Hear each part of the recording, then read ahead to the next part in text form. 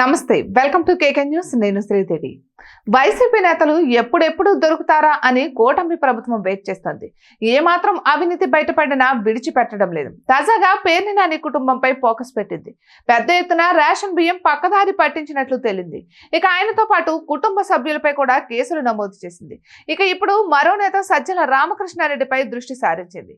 కడప జిల్లాలో సజ్జల కుటుంబం ఏ స్టేట్ లో అటవీ డికేటీ భూములు ఉన్నట్లు ఆరోపణలు ఉన్నాయి. ఇక అటవీ శాఖ మంత్రిగా ఉన్న పవన్ కళ్యాణ్ దీనిపై ప్రత్యేకంగా దృష్టి పెట్టినట్లు సమాచారం.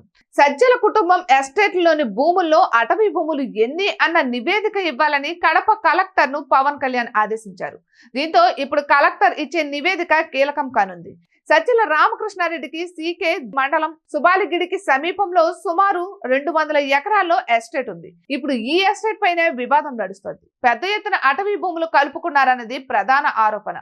సజ్జల రామకృష్ణారెడ్డి సోదరుడు దివాకర్ రెడ్డి, ఆయన కుమారుడు సందీప్ రెడ్డి ఇతర కుటుంబ సభ్యుల పేరుతో 100 ఎకరాల భూములు కొనుగోలు చేసినట్లు తెలుస్తోంది. ఇక ఇందులో కొన్ని అటవీ భూములతో పాటు డికేటీ భూములు ఉన్నట్లు ఆరోపణలు తెరపైకి వచ్చాయి. ప్రధానంగా సర్వే నంబర్ 16029 లో 40 ఎకరాల వరకు అటవీ భూములు ఉన్నట్లు ఫిర్యాదులు వస్తున్నాయి. ఇక ప్రస్తుతం భారీ కంచె, పెద్ద పెద్ద గేట్లు పెట్టి లోపలికి ఎవ్వరికి అనుమతించడం లేదని తెలుస్తోంది.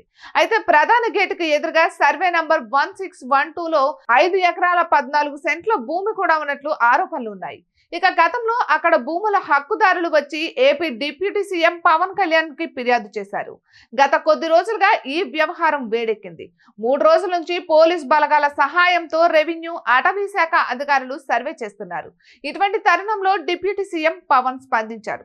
సమగ్ర విచారణకు ఆదేశించారు. మరోవైపు అధికారులు ఈ రోజు నివేదిక ఇచ్చే అవకాశం ఉంది.